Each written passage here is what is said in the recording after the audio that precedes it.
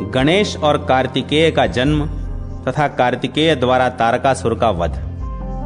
पुलस्त्य जी कहते हैं, राजन, तदनंतर भगवान शंकर पार्वती देवी के साथ नगर के रमणीय उद्यानों तथा एकांत वनों में विहार करने लगे। देवी के प्रति उनके हृदय में बड़ा अनुराग था। एक समय की बात है, गिरिजा ने सुगंधित तेल और चूर्ण से अपने शरीर में उबटन लगवाया और उससे जो मैल गिरा उसे हाथ में उठाकर उन्होंने एक पुरुष की आकृति बनाई जिसका मुंह हाथी के समान था। फिर खेल करते हुए भगवती शिवा ने उसे गंगा जी के जल में डाल दिया। गंगा जी पार्वती को अपनी सखी मानती थीं। उनके जल में पड़ते ही वह पुरुष बढ़कर विशालकाय हो गया। पार्वती देवी ने उसे पुत्र कहकर पुकारा। फिर गंगा जी ने भी पुत्र कहकर संबोधित किया। देवताओं ने गांगेय कहकर सम्मानित किया। इस प्रकार गजानन देवताओं के द्वारा पूजित हुए। ब्रह्मा जी ने उन्हें गणों का आधिपत्य प्रदान किया। तत्पश्चात परम सुंदरी शिवा देवी ने खेल में ही एक वृक्ष बनाया। उससे अशोक का मनोहर अंकुर फूट निकला। सुंदर मुख वाली पार्वती ने उसका मंगल संस्कार किया। तब इंद्र के पुरोहित बृहस्पति आदि ब्राह्मणों, देवताओं तथा मुनियों ने कहा, देवी बताइए, वृक्षों के पौधे लगाने से क्या फल होगा? यह सुनकर पार्वती देवी का शरीर हर्ष से पुलकित हो उठा। वे अत्यंत कल्याणमय वचन बोली, जो विज्ञ पुरुष ऐसे गांव में जहां जल का अभाव हो कुआं बनवाता है, वह उसके जल की जितनी बूंदें हों उतने वर्ष तक स्वर्ग में निवास करता है। 10 कुओं के समान एक बावली, 10 बावलियों के समान एक सरोवर, 10 सरोवरों के समान एक कन्या और 10 कन्याओं के समान एक वृक्ष लगाने का फल होता है। यह शुभ मर्यादा नियत है। यह लोक को उन्नति के पथ पर ले जाने वाली है। माता पार्वती देवी के यों कहने पर बृहस्पति आदि ब्राह्मण उन्हें प्रणाम करके अपने अपने निवास स्थान को चले गए। उनके जाने के पश्चात भगवान शंकर पार्वती के साथ अपने भवन में गए। उस भवन में चित्त को प्रसन्न करने वाले ऊंचे ऊंचे चौबारे, अटारियां और गोपुर बने हुए थे। वेदियों पर मालाएं शोभा पा रही थीं। सब ओर सोना जड़ा था। महल में पुष्प बिखरे हुए थे, जिनकी सुगंध से उन्मत्त होकर भ्रमरगण गुंजार कर रहे थे। उस भवन में भगवान श्री शंकर को पार्वती जी के साथ निवास करते 1000 वर्ष व्यतीत हो गए। तब देवताओं ने उतावले होकर अग्निदेव को श्री शंकर जी की चेष्टा जानने के लिए भेजा। अग्नि ने तोते का रूप धारण करके, जिससे पक्षी आते जाते थे, उसी छिद्र के द्वारा शंकर जी के महल में प्रवेश किया और उन्हें गिरजा के साथ एक शैया पर सोते देखा। तत्पश्चात देवी पार्वती शैया से उठकर कौतूहलवश एक सरोवर के तट पर गईं, जो सुवर्णमय कमलों से सुशोभित था। वहां जाकर उन्होंने जल विहार किया। तदनंतर वे सखियों के साथ सरोवर के किनारे बैठीं और उसके निर्मल पंकजों से सुशोभित स्वादिष्ट जल को पीने की इच्छा करने लगीं। इतने में ही उन्हें सूर्य के समान तेजस्विनी 6 कृत्तिकाएं दिखाई दी। वे कमल के पत्ते में उस सरोवर का जल लेकर जब अपने घर को जाने लगीं, तब पार्वती देवी ने हर्ष में भरकर कहा, देवियों, कमल के पत्ते में रखे हुए जल को मैं भी देखना चाहती हूं। वे बोली, सुमुखी, हम तुम्हें इसी शर्त पर जल दे सकती हैं कि तुम्हारे प्रिय गर्भ से जो पुत्र उत्पन्न हो वह हमारा भी पुत्र माना जाए एवं हम में भी मातृभाव रखने वाला तथा हमारा रक्षक हो। वह पुत्र तीनों लोकों में विख्यात होगा। उनकी बात सुनकर गिरजा ने कहा, अच्छा, ऐसा ही हो। यह उत्तर पाकर कृत्तिकाओं को बड़ा हर्ष हुआ और उन्होंने कमल पत्र में स्थित जल में से थोड़ा पार्वती जी को भी दे दिया। उनके साथ पार्वती ने भी क्रमशः उस जल का पान किया। जल पीने के बाद तुरंत ही रोग शोक का नाश करने वाला एक सुंदर और अद्भुत बालक भगवती पार्वती की दाहिनी कोख फाड़ कर निकल आया। उसका शरीर सूर्य की किरणों के समान प्रकाश पुंज से व्याप्त था। उसने अपने हाथ में तीक्ष्ण शक्ति, शूल और अंकुश धारण कर रखे थे। वह अग्नि के समान तेजस्वी और सुवर्ण के समान गोरे रंग का बालक कुत्सित दैत्यों को मारने के लिए प्रकट हुआ था, इसलिए उसका नाम कुमार हुआ। वह कृत्तिका के दिए हुए जल से शाखाओं सहित प्रकट हुआ था। वे कल्याणमयी शाखाएं 6 मुखों के रूप में विस्तृत थीं। इन्हीं सब कारणों से वह तीनों लोकों में विशाख, षण्मुख, स्कंद, षडानन और कार्तिकेय आदि नामों से विख्यात हुआ। ब्रह्मा, श्री विष्णु, इंद्र और सूर्य आदि समस्त देवताओं ने चंदन, माला, सुंदर धूप, खिलौने, छत्र, चंवर, भूषण और अंगराग आदि के द्वारा कुमार षडानन को सावधानी के साथ विधि पूर्वक सेनापति के पद पर अभिषिक्त किया। भगवान श्री विष्णु ने सब तरह के आयुध प्रदान किए। धनाध्यक्ष कुबेर ने 10 लाख यक्षों की सेना दी।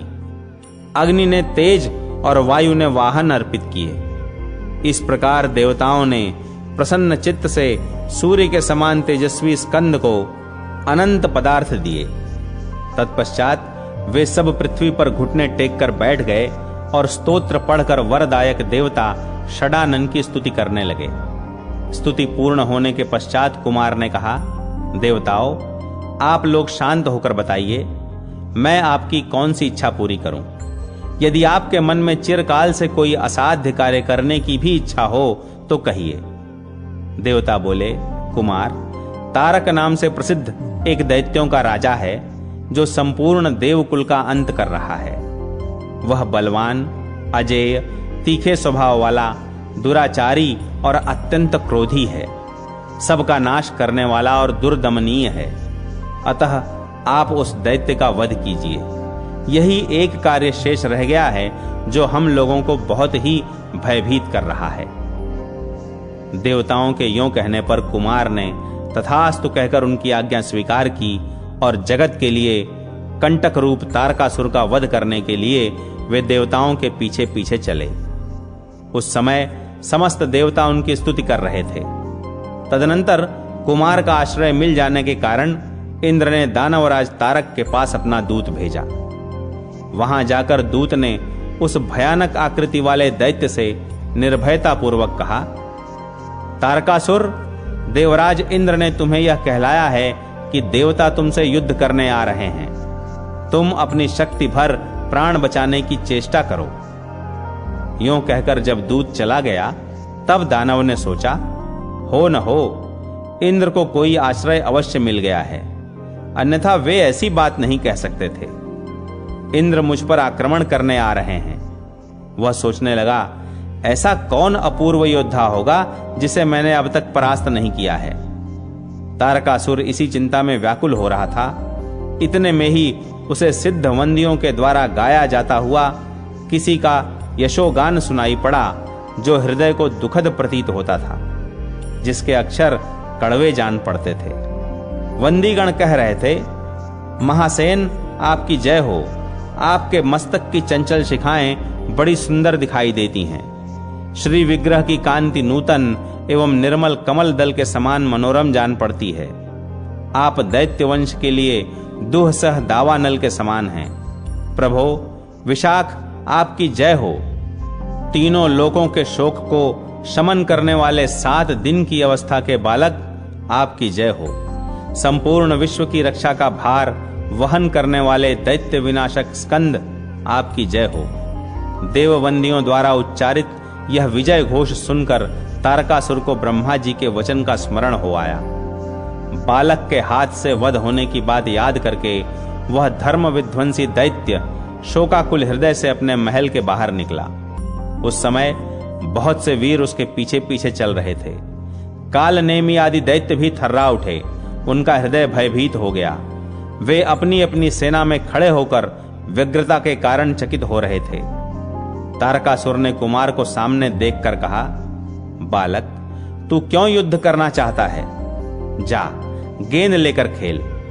तेरे ऊपर जो यह महान युद्ध की विभीषिका लादी गई है, यह तेरे साथ बड़ा अन्याय किया गया है। तू अभी निरा बच्चा है, इसलिए तेरी बुद्धि इतनी अल्प समझ रखने वाली है।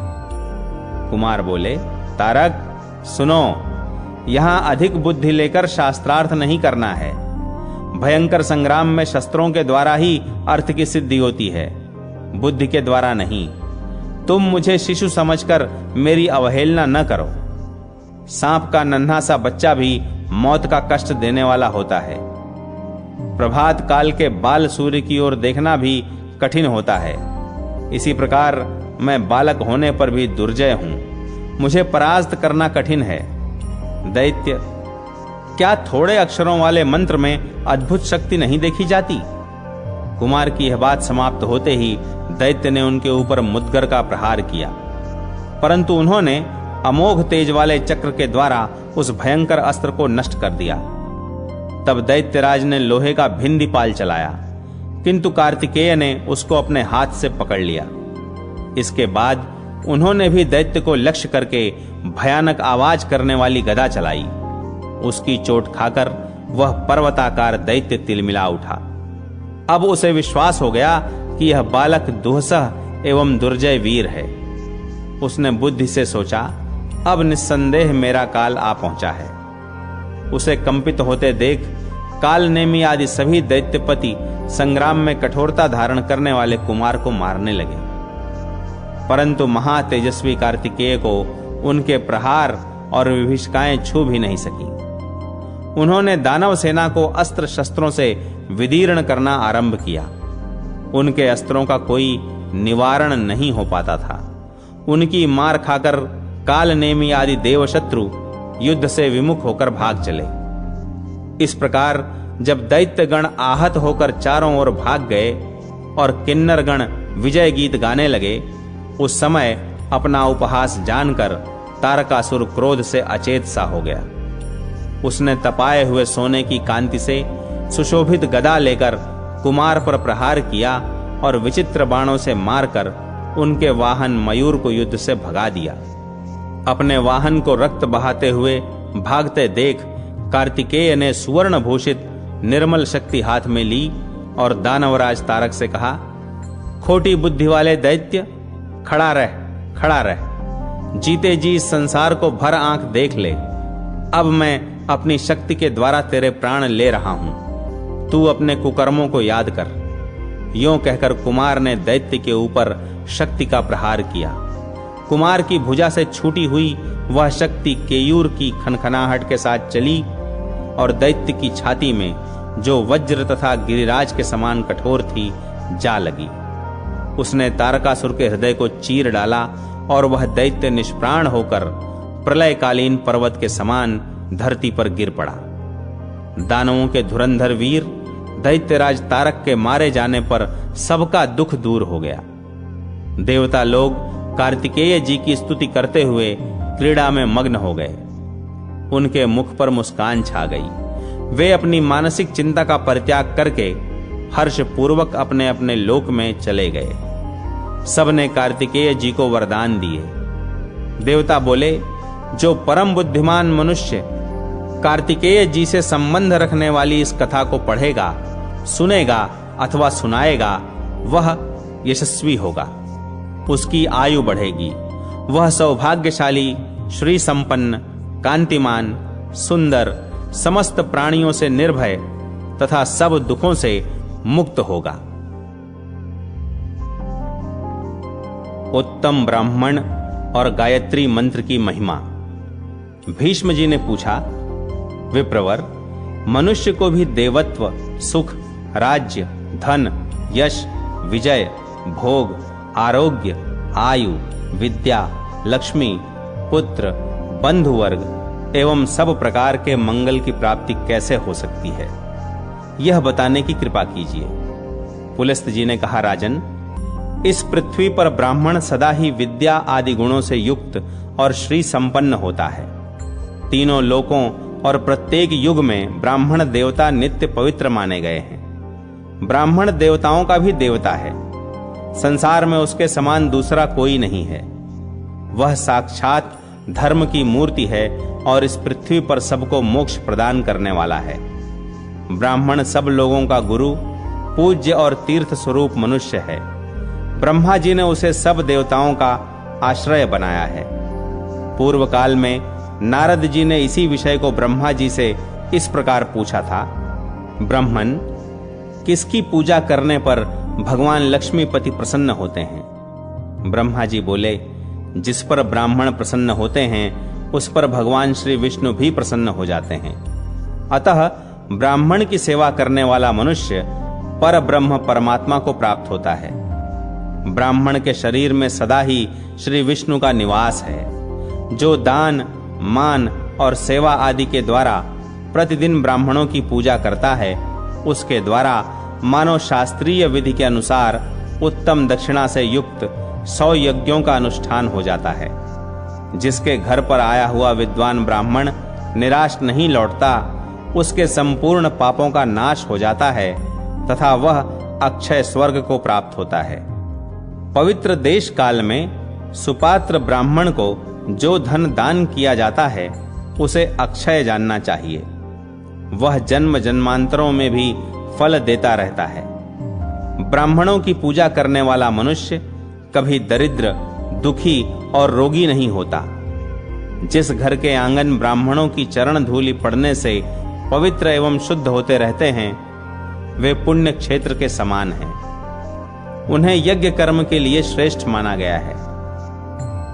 भीष्म, पूर्व काल में ब्रह्मा जी के मुख से पहले ब्राह्मण का प्रादुर्भाव हुआ, फिर उसी मुख से जगत की सृष्टि और पालन के हेतुभूत वेद प्रकट हुए। अतः विधाता ने समस्त लोकों की पूजा ग्रहण करने के लिए और समस्त यज्ञों के अनुष्ठान के लिए ब्राह्मण के ही मुख में वेदों को समर्पित किया।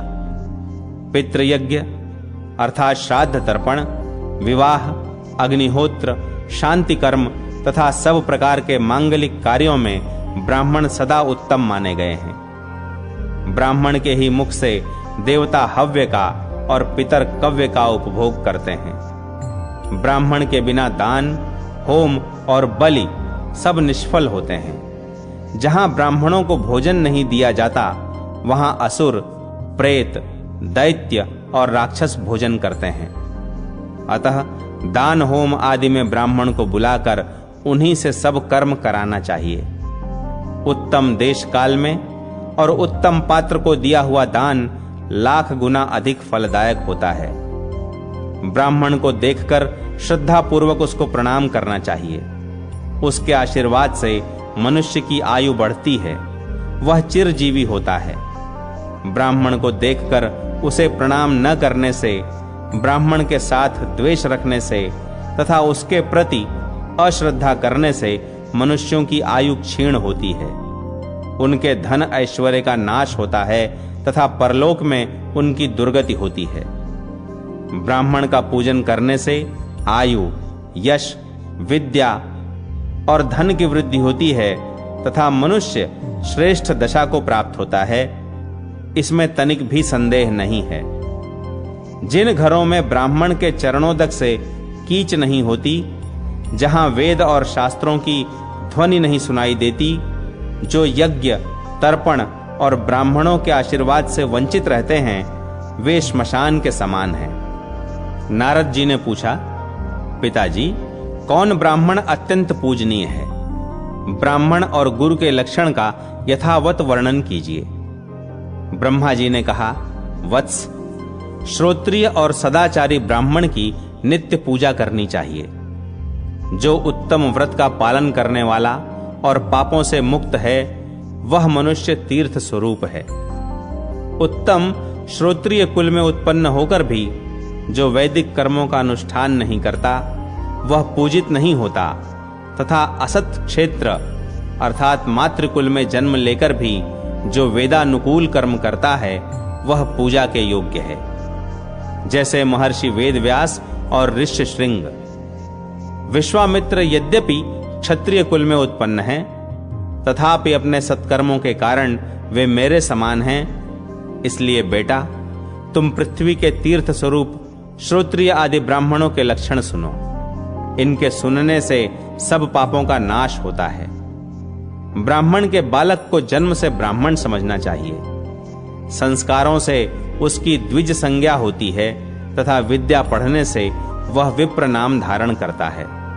इस प्रकार जन्म, संस्कार और विद्या, इन तीनों से युक्त होना श्रोत्रिय का लक्षण है। जो विद्या, मंत्र तथा वेदों से शुद्ध होकर तीर्थ स्नानादि के कारण और भी पवित्र हो गया है, वह ब्राह्मण परम पूजनीय माना गया है।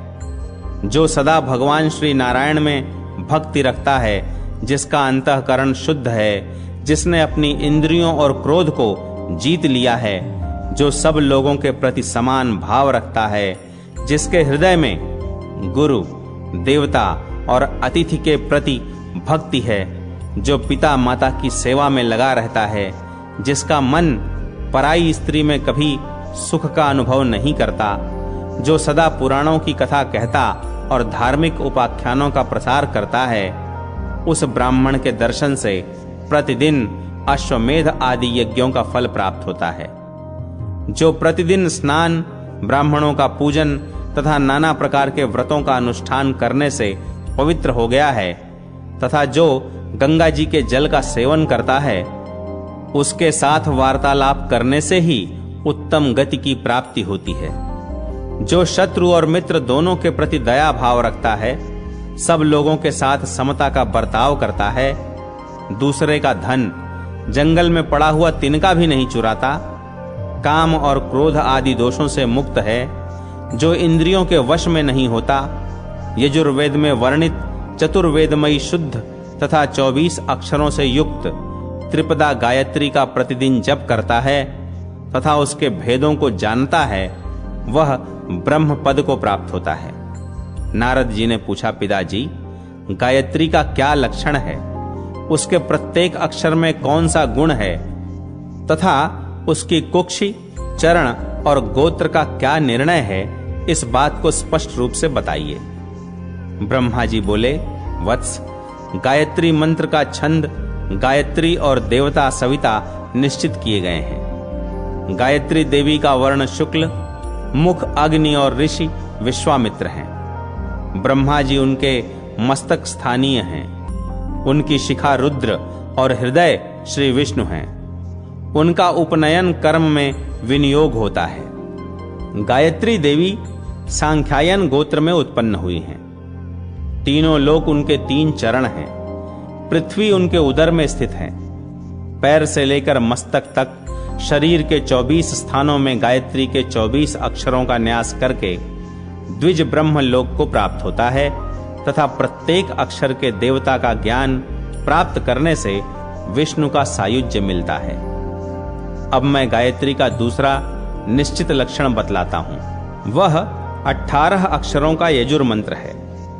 अग्नि शब्द से उसका आरंभ होता है और स्वाहा के हकार पर उसकी समाप्ति। जल में खड़ा होकर इस मंत्र का 100 बार जप करना चाहिए।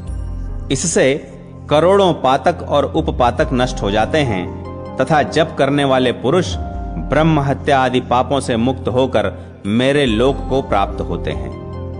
वह मंत्र इस प्रकार है।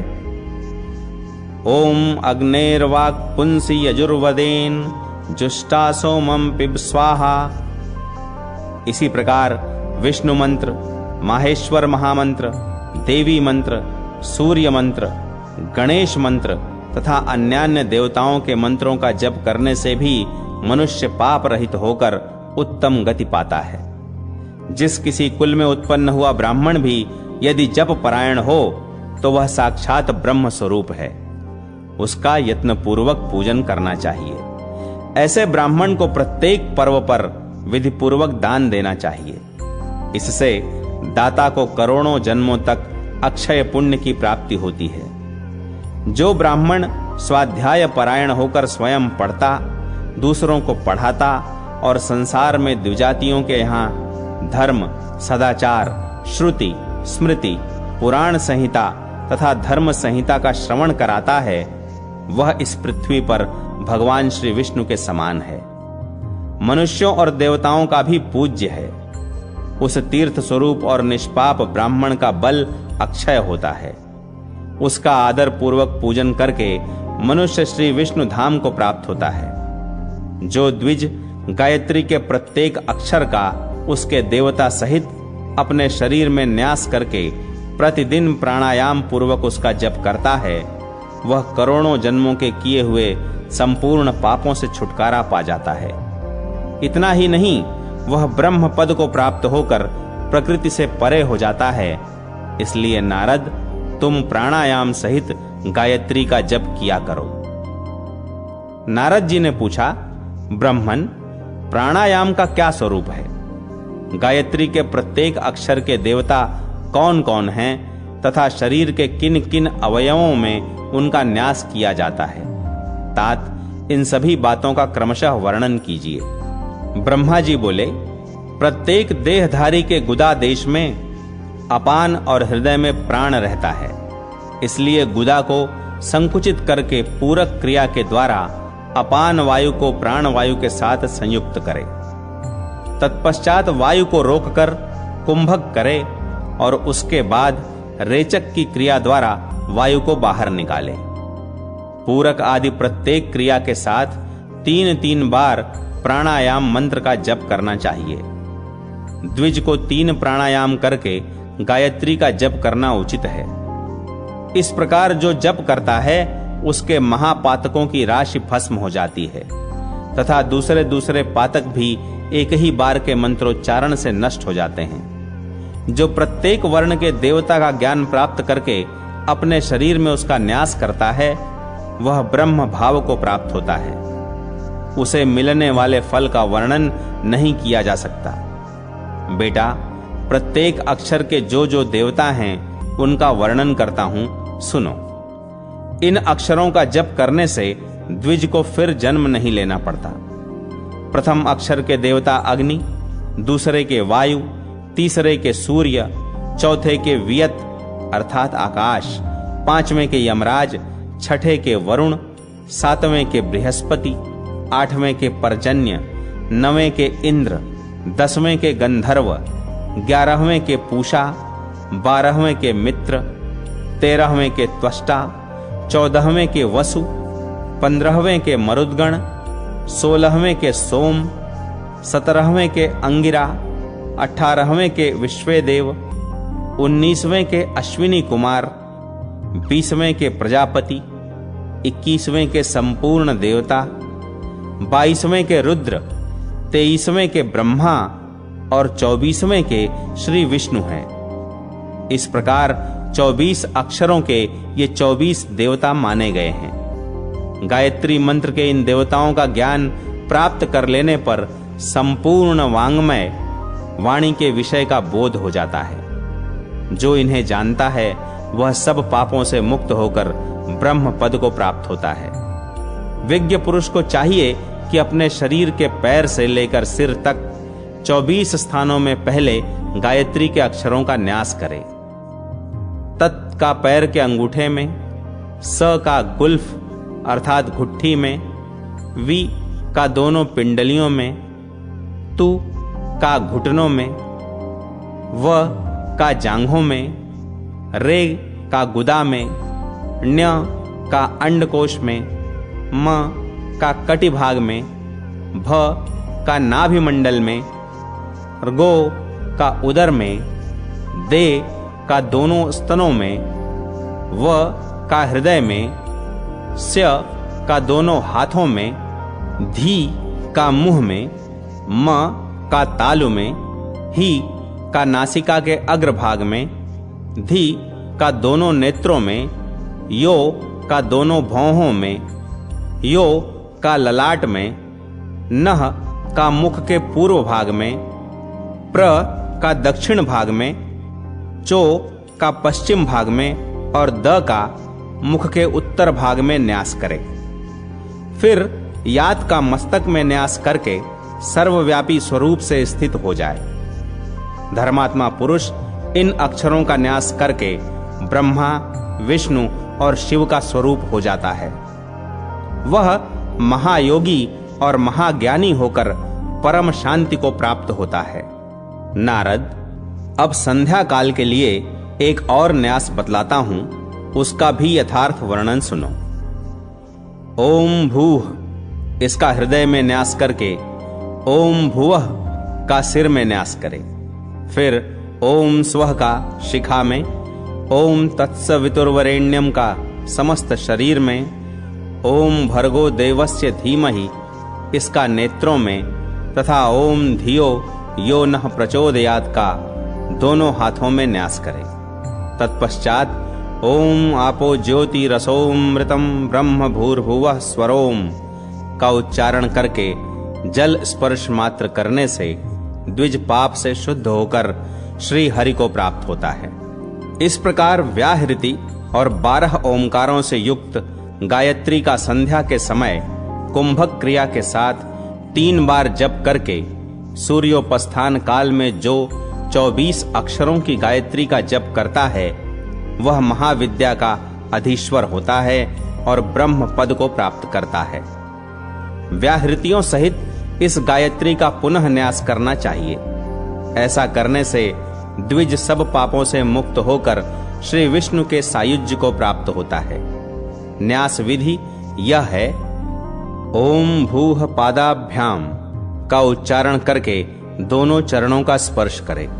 इसी प्रकार ओम भुवः जानुभ्याम कहकर दोनों घुटनों का, ओम स्वः कट्याम बोलकर कटि भाग का, ओम महः नाभौ का उच्चारण करके नाभि स्थान का, ओम जनः हृदय कहकर हृदय का, ओम तपः करयोः बोलकर दोनों हाथों का, ओम सत्य ललाटे का उच्चारण करके ललाट का तथा गायत्री मंत्र का पाठ करके शिखा का स्पर्श करना चाहिए। सब बीजों से युक्त इस गायत्री को जो जानता है वह मानो चारों वेदों का, योग का तथा तीनों प्रकार के वाचिक, उपांशु और मानसिक जप का ज्ञान रखता है। जो इस गायत्री को नहीं जानता वह शूद्र से भी अधम माना गया है। उस अपवित्र ब्राह्मण को पितरों के निमित्त किए हुए पार्वण श्राद्ध का दान नहीं देना चाहिए। उसे कोई भी तीर्थ स्नान का फल नहीं देता। उसका किया हुआ समस्त शुभ कर्म निष्फल हो जाता है। उसकी विद्या, धन संपत्ति, उत्तम जन्म, द्विजत्व तथा जिस पुण्य के कारण उसे यह सब कुछ मिला है वह भी व्यर्थ होता है। ठीक उसी तरह जैसे कोई पवित्र पुष्प किसी गंदे स्थान में पड़ जाने पर काम में लेने योग्य नहीं रह जाता। मैंने पूर्व काल में चारों वेद और गायत्री की तुलना की थी। उस समय चारों वेदों की अपेक्षा गायत्री ही गुरुतर सिद्ध हुई, क्योंकि गायत्री मोक्ष देने वाली मानी गई है। गायत्री 10 बार जपने से वर्तमान जन्म के, 100 बार जपने से पिछले जन्म के तथा 1000 बार जपने से 3 युगों के पाप नष्ट कर देती है। जो सवेरे और शाम को रुद्राक्ष की माला पर गायत्री का जप करता है वह निस्संदेह चारों वेदों का फल प्राप्त करता है। जो द्विज 1 वर्ष तक तीनों समय गायत्री का जप करता है उसके करोड़ों जन्मों के उपार्जित पाप नष्ट हो जाते हैं। गायत्री के उच्चारण मात्र से पाप राशि से छुटकारा मिल जाता है, मनुष्य शुद्ध हो जाता है। तथा जो द्विज श्रेष्ठ प्रतिदिन गायत्री का जप करता है उसे स्वर्ग और मोक्ष दोनों प्राप्त होते हैं। जो नित्य प्रति वासुदेव मंत्र का जप और भगवान श्री विष्णु के चरणों में प्रणाम करता है वह मोक्ष का अधिकारी हो जाता है। जिसके मुख में भगवान वासुदेव के स्तोत्र और उनकी उत्तम कथा रहती है उसके शरीर में पाप का लेश मात्र भी नहीं रहता। वेद शास्त्रों का अवगाहन करने, उनके विचार में संलग्न रहने से गंगा स्नान के समान फल होता है। लोक में धार्मिक ग्रंथों का पाठ करने वाले मनुष्यों को करोड़ों यज्ञों का फल मिलता है। नारद, मुझ में ब्राह्मणों के गुणों का पूरा पूरा वर्णन करने की शक्ति नहीं है। ब्राह्मण के सिवा दूसरा कौन देहधारी है जो विश्व स्वरूप हो। ब्राह्मण श्री हरि का मूर्तिमान विग्रह है। उसके शाप से विनाश होता है और वरदान से आयु, विद्या, यश, धन तथा सब प्रकार की संपत्तियां प्राप्त होती हैं। ब्राह्मणों के ही प्रसाद से भगवान श्री विष्णु सदा ब्रह्मण्य कहलाते हैं। जो ब्रह्मण्य ब्राह्मणों के प्रति अनुराग रखने वाले देव हैं, गौ और ब्राह्मणों के हितकारी हैं तथा संसार की भलाई करने वाले हैं, उन गोविंद श्री कृष्ण को बारंबार नमस्कार है। जो सदा इस मंत्र से श्री हरि का पूजन करता है उसके ऊपर भगवान प्रसन्न होते हैं तथा वह श्री विष्णु का सायुज्य प्राप्त करता है। जो इस धर्म स्वरूप पवित्र आख्यान का श्रवण करता है उसके जन्म जन्मांतरों के किए हुए पाप नष्ट हो जाते हैं। जो इसे पढ़ता पढ़ाता तथा दूसरे लोगों को उपदेश करता है उसे पुनः इस संसार में नहीं आना पड़ता। वह इस लोक में धन धान्य राजोचित भोग आरोग्य उत्तम पुत्र तथा शुभ कीर्ति प्राप्त करता है। अधम ब्राह्मणों का वर्णन, पतित विप्र की कथा और गरुड़ जी का चरित्र। नारद जी ने कहा, देवेश्वर, आपकी कृपा से मुझे परम पवित्र उत्तम ब्राह्मण का परिचय तो मिल गया। अब जिस प्रकार मैं कर्म से अधम ब्राह्मण को भी पहचान सकूं वह बात बताइए। ब्रह्मा जी बोले, बेटा, जो 10 प्रकार के स्नान, संध्योपासन और तर्पण आदि नहीं करता, जिसमें इंद्रिय संयम का अभाव है, वही अधम ब्राह्मण है। जो देवताओं की पूजा, व्रत, वेद विद्या, सत्य, शौच, योग, ज्ञान तथा अग्निहोत्र का त्यागी है, वह भी ब्राह्मणों में अधम ही है। महर्षियों ने ब्राह्मणों के लिए 5 स्नान बताए हैं: आग्नेय, वारुण, ब्राह्म, वायव्य और दिव्य। संपूर्ण शरीर में भस्म लगाना आग्नेय स्नान है। जल से जो स्नान किया जाता है उसे वारुण स्नान कहते हैं। आपोहिष्ठा इत्यादि ऋचाओं से जो अपने ऊपर अभिषेक किया जाता है वह ब्राह्म स्नान है। शरीर पर हवा से उड़कर जो गौ के चरणों की धूलि पड़ती है उसे वायव्य स्नान माना गया है, तथा धूप रहते हुए जो आकाश से जल की वर्षा होती है उससे नहाने को दिव्य स्नान कहते हैं। उपर्युक्त वस्तुओं के द्वारा मंत्र पाठ पूर्वक स्नान करने से तीर्थ स्नान का फल प्राप्त होता है। तुलसी के पत्ते से लगा हुआ जल, शालग्राम शिला को नहलाया हुआ जल, गौओं के सींग से स्पर्श कराया हुआ जल, ब्राह्मण का चरणोदक तथा मुख्य मुख्य गुरुजनों का चरणोदक, ये पवित्र से भी पवित्र माने गए हैं, ऐसा स्मृतियों का कथन है। इन 5 तरह के जलों से मस्तक पर अभिषेक करना पुनः 5 प्रकार का स्नान है। इस तरह पहले के 5 स्नानों के साथ मिलकर यह 10 प्रकार का स्नान माना गया है। त्याग, तीर्थ स्नान, यज्ञ, व्रत और होम आदि के द्वारा जो फल मिलता है वही फल धीर पुरुष उपर्युक्त स्नानों से प्राप्त कर लेता है। जो प्रतिदिन पितरों का तर्पण नहीं करता वह पितृ घातक है, उसे नरक में जाना पड़ता है। संध्या नहीं करने वाला द्विज ब्रह्म हत्यारा है। जो ब्राह्मण मंत्र, व्रत, वेद, विद्या, उत्तम गुण, यज्ञ और दान आदि का त्याग कर देता है वह अधम से भी अधम है। मंत्र और संस्कार से हीन, शौच और संयम से रहित, बलि वैश्व किए बिना ही अन्न भोजन करने वाले, दुरात्मा, चोर, मूर्ख, सब प्रकार के धर्मों से शून्य, कुमार्गगामी, श्राद्ध आदि कर्म न करने वाले, गुरु सेवा से दूर रहने वाले, मंत्र ज्ञान से वंचित तथा धार्मिक मर्यादा भंग करने वाले, ये सभी ब्राह्मण अधम से भी अधम हैं। उन दुष्टों से बात भी नहीं करनी चाहिए, वे सब के सब नरकगामी होते हैं। उनका आचरण दूषित होता है, अतएव वे अपवित्र और अपूज्य होते हैं। जो द्विज तलवार से जीविका चलाते, दास वृत्ति स्वीकार करते, बैलों को सवारी में जोतते, बढ़ई का काम करके जीवन निर्वाह करते, ऋण देकर ब्याज लेते, बालिका और वेश्याओं के साथ व्यभिचार करते, चांडालों के आश्रय में रहते, दूसरों के उपकार को नहीं मानते और गुरु की हत्या करते हैं, वे सबसे अधम माने गए हैं। इनके सिवा दूसरे भी जो आचारहीन, पाखंडी, धर्म की निंदा करने वाले तथा भिन्न भिन्न देवताओं पर दोषारोपण करने वाले हैं, वे सभी द्विज ब्रह्मद्रोही हैं। नारद, अधम होने पर भी ब्राह्मण का कभी वध नहीं करना चाहिए, क्योंकि उसको मारने से मनुष्य को ब्रह्म हत्या का पाप लगता है।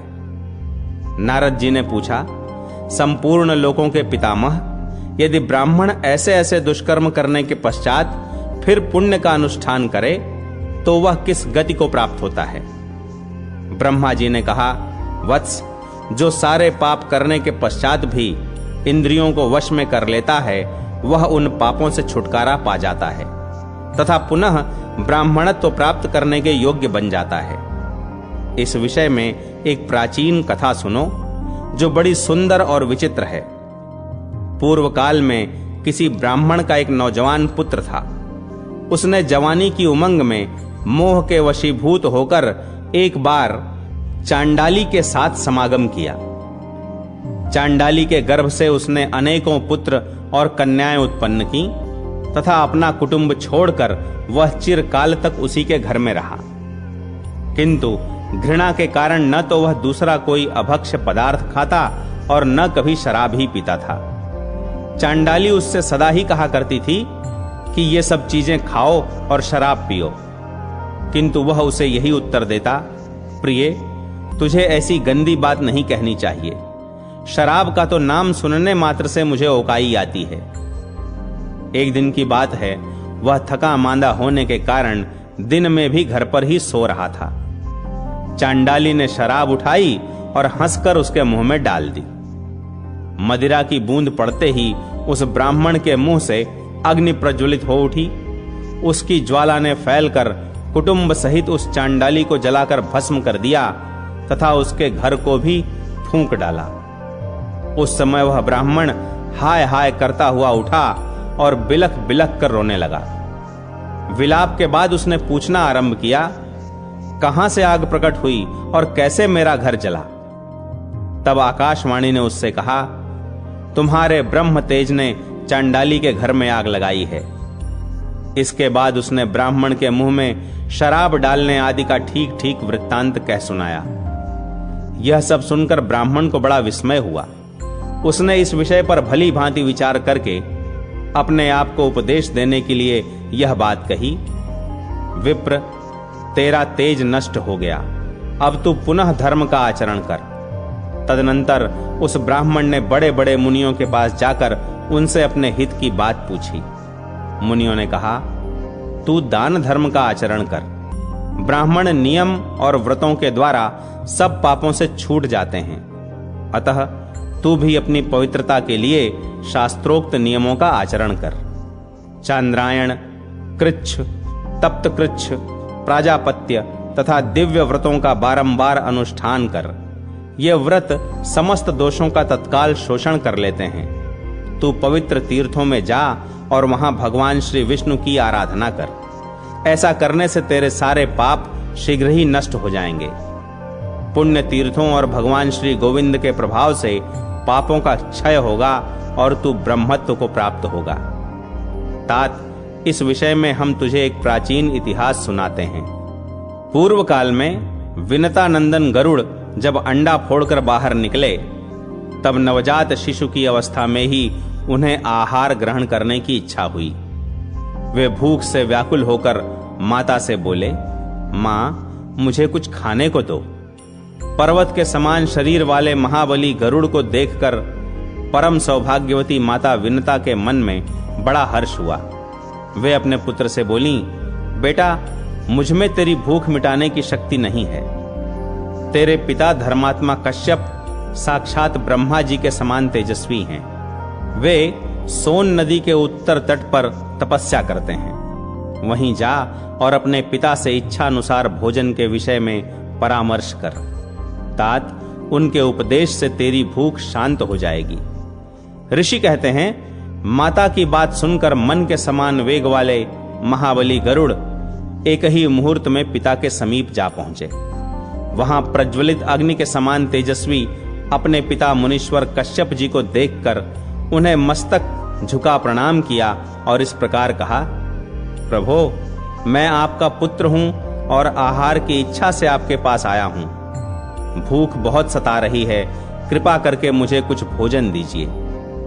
कश्यप जी ने कहा, वत्स, उधर समुद्र के किनारे विशाल हाथी और कछुआ रहते हैं। वे दोनों बहुत बड़े जीव हैं, उनमें अपार बल है। वे एक दूसरे को मारने की घात में लगे हुए हैं।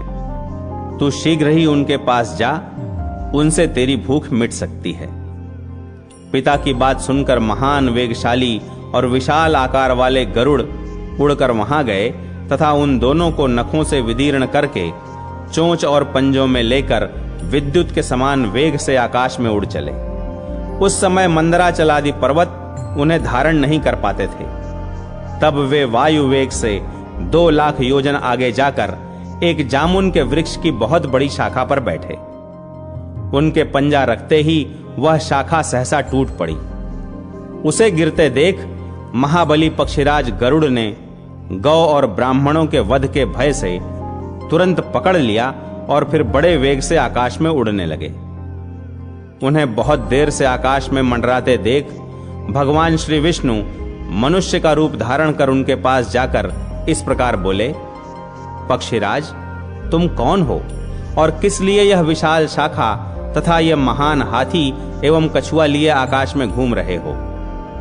उनके इस प्रकार पूछने पर पक्षीराज ने नर रूपधारी श्री नारायण से कहा, महाबाहो, मैं गरुड़ हूं। अपने कर्म के अनुसार मुझे पक्षी होना पड़ा है। मैं कश्यप मुनि का पुत्र हूं और माता विनता के गर्भ से मेरा जन्म हुआ है। देखिए, इन बड़े बड़े जीवों को मैंने खाने के लिए पकड़ रखा है। वृक्ष और पर्वत कोई भी मुझे धारण नहीं कर पाते। अनेकों योजन उड़ने के बाद मैं एक विशाल जामुन का वृक्ष देखकर इन दोनों को खाने के लिए उसकी शाखा पर बैठा था, किंतु मेरे बैठते ही वह भी सहसा टूट गई। अतः सहस्त्रों ब्राह्मणों और गौओं के वध के डर से इसे भी लिए डोलता हूं। अब मेरे मन में बड़ा विषाद हो रहा है कि क्या करूं, कहां जाऊं और कौन मेरा वेग सहन करेगा। श्री विष्णु बोले, अच्छा, मेरी बाह पर बैठकर तुम इन दोनों हाथी और कछुए को खाओ। गरुड़ ने कहा, बड़े बड़े पर्वत भी मुझे धारण करने में असमर्थ हो रहे हैं, फिर तुम मुझ जैसे महाबली पक्षी को कैसे धारण कर सकोगे? भगवान श्री नारायण के सिवा दूसरा कौन है जो मुझे धारण कर सके? तीनों लोकों में कौन ऐसा पुरुष है जो मेरा भार सह लेगा? श्री विष्णु बोले, पक्षी श्रेष्ठ, बुद्धिमान पुरुष को अपना कार्य सिद्ध करना चाहिए। अतः इस समय तुम अपना काम करो। कार्य हो जाने पर निश्चय ही मुझे जान लोगे। गरुड़ ने उन्हें महान शक्ति संपन्न देख मन ही मन कुछ विचार किया। फिर एवमस्तु कहकर वे उनकी विशाल भुजा पर बैठे।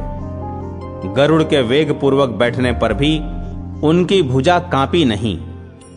वहां बैठकर गरुड़ ने उस शाखा को तो पर्वत के शिखर पर डाल दिया और हाथी तथा कछुए को भक्षण किया। तत्पश्चात वे श्री विष्णु से बोले, तुम कौन हो? इस समय तुम्हारा कौन सा प्रिय कार्य करूं?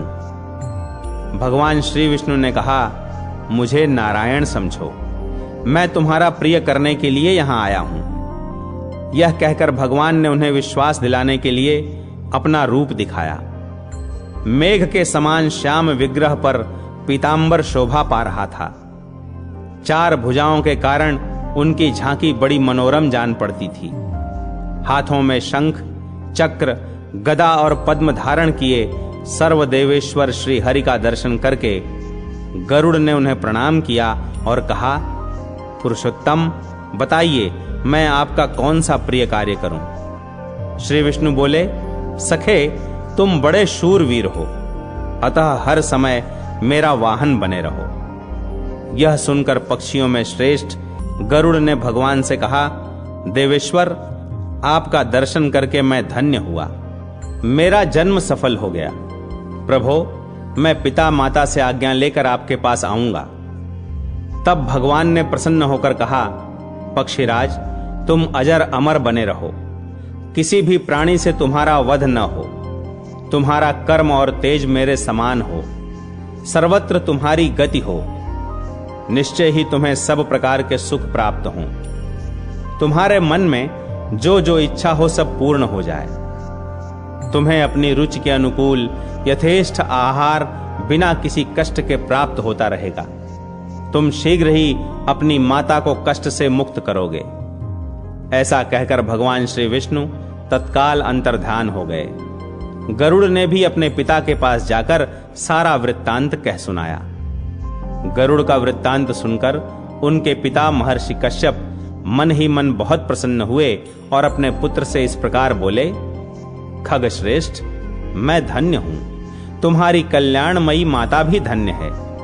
माता की कोख तथा यह कुल जिसमें तुम्हारे जैसा पुत्र उत्पन्न हुआ सभी धन्य हैं। जिसके कुल में वैष्णव पुत्र उत्पन्न होता है वह धन्य है। वह वैष्णव पुत्र पुरुषों में श्रेष्ठ है तथा अपने कुल का उद्धार करके श्री विष्णु का सायुज्य प्राप्त करता है।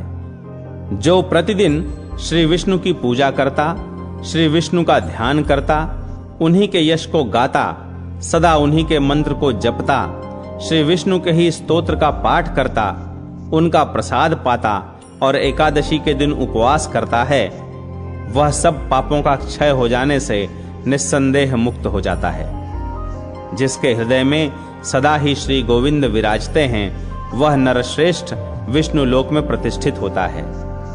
जल में, पवित्र स्थान में, उत्तम पथ पर, गौ में, ब्राह्मण में, स्वर्ग में, ब्रह्मा जी के भवन में तथा पवित्र पुरुष के घर में सदा ही भगवान श्री विष्णु विराजमान रहते हैं। इन सब स्थानों में जो भगवान का जप और चिंतन करता है, वह अपने पुण्य के द्वारा पुरुषों में श्रेष्ठ होता है और सब पापों का क्षय हो जाने से भगवान श्री विष्णु का किंकर होता है।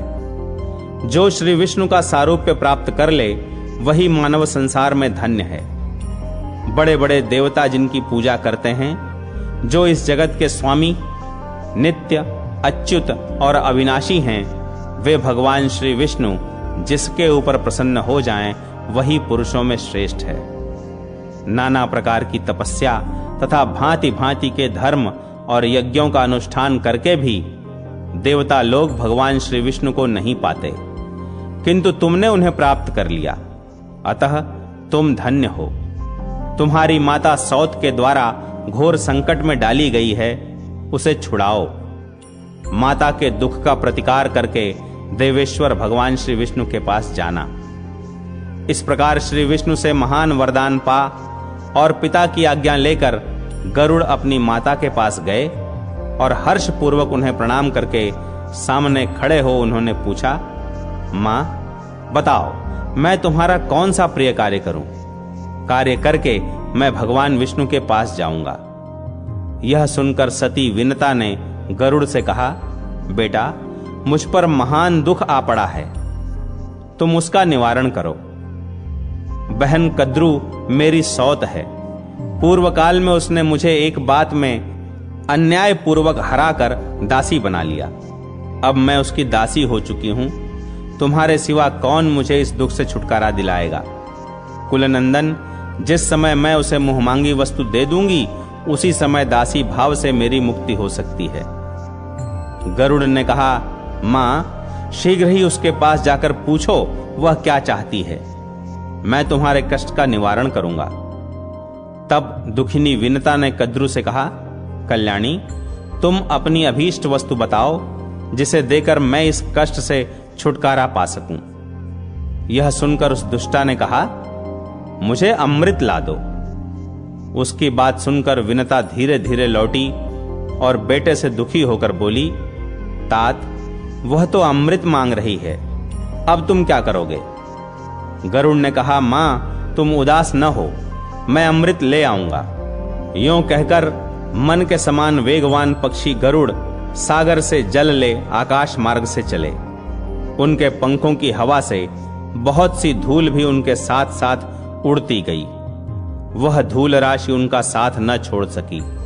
गंतव्य स्थान पर पहुंचकर गरुड़ ने अपनी चोंच में रखे हुए जल से वहां के अग्निमय प्राकार को बुझा दिया तथा अमृत की रक्षा के लिए जो देवता नियुक्त थे, उनकी आंखों में पूर्वोक्त धूल भर गई, जिससे वे गरुड़ जी को देख नहीं पाते थे। बलवान गरुड़ ने रक्षकों को मार गिराया और अमृत लेकर वे वहां से चल दिए। पक्षी को अमृत लेकर आते देख ऐरावत पर चढ़े हुए इंद्र ने कहा, अहो, पक्षी का रूप धारण करने वाले तुम कौन हो, जो बलपूर्वक अमृत को लिए जाते हो? संपूर्ण देवताओं का अप्रिय करके यहां से जीवित कैसे जा सकते हो? गरुड़ ने कहा, देवराज, मैं तुम्हारा अमृत लिए जाता हूं, तुम अपना पराक्रम दिखाओ। यह सुनकर महाबाहु इंद्र ने गरुड़ पर तीखे बाणों की वर्षा आरंभ कर दी, मानो मेरुगिरि के शिखर पर मेघ जल की धाराएं बरसा रहा हो। गरुड़ ने अपने वज्र के समान तीखे नखों से ऐरावत हाथी को विदीर्ण कर डाला तथा मातली सहित रथ और चक्कों को हानि पहुंचाकर अग्रगामी देवताओं को भी घायल कर दिया। तब इंद्र ने कुपित होकर उनके ऊपर वज्र का प्रहार किया।